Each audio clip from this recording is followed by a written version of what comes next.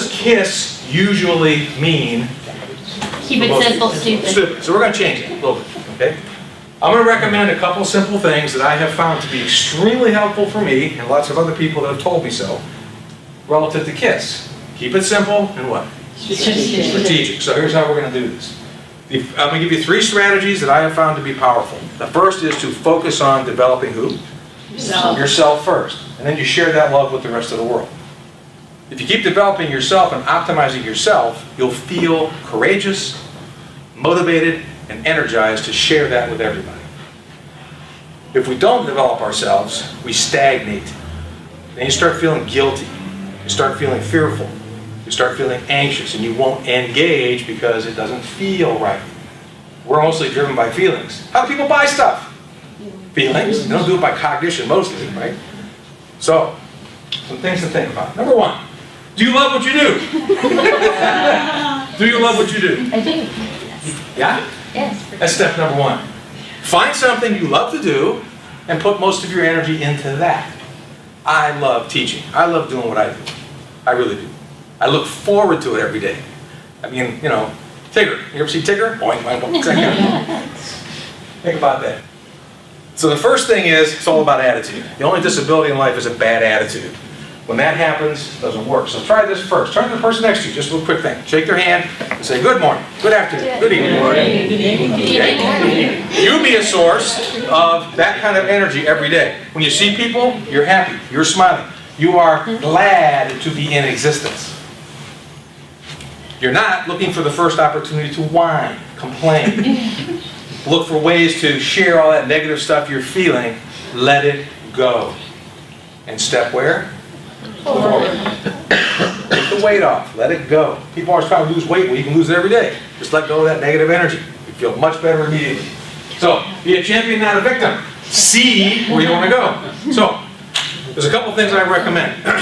How many of you have actually decided in this last year what you're going to change in the next 6 months? Good. Would you mind sharing one of them? Yeah, I'm losing weight. Good. Okay. Program, so. Good for you. Awesome. Give her a big applause. Great. When you make that decision and you put it into very specific terms and you follow through, guess what happens? You will lose weight. You'll get what you're targeting almost every time. If you do it in what though? Small steps. It means get up in the morning, walk for a little bit, come back. That's part of, it's not zero. That's a little tiny bit. Standards do matter, and then some standards don't change. Like, for example, justice, courtesy, respect, honor, immutable standards for human beings anyway, right? How many of you in this room have been the recipients of honorable behavior? Isn't it cool? Mm-hmm. You've received justice. You've received other individuals noticing your good work and saying something about it. It's all good stuff.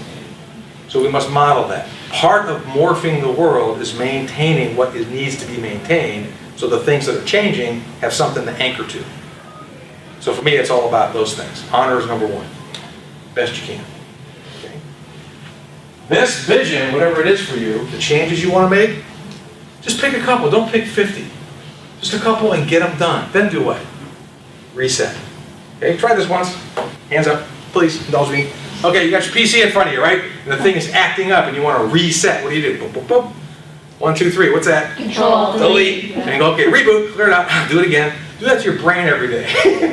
Control, delete, reset. Okay, I love myself. I can't wait to go out there and do something cool for the world. I'm looking forward to learning that new thing that this group is going to put forth on September 23rd. That thinking, right? Forward thinking. So, how many of you had a mentor in high school or college that just had your number? That made the difference for you?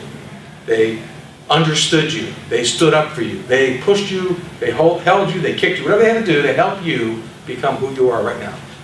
Anybody have someone like that? Uncle, aunt, somebody, right? Not one person in this room got here by yourself. Nobody. We want to be like that for all people around us as much as we can. It's a wonderful thing to do, to be a mentor and a resource. You offer it. Like those students that are coming in to see you, offer your best. You never know what cool stuff's going to happen, but they get to see that you're just another person who's struggling through this life to do the things that we do the best we can, right?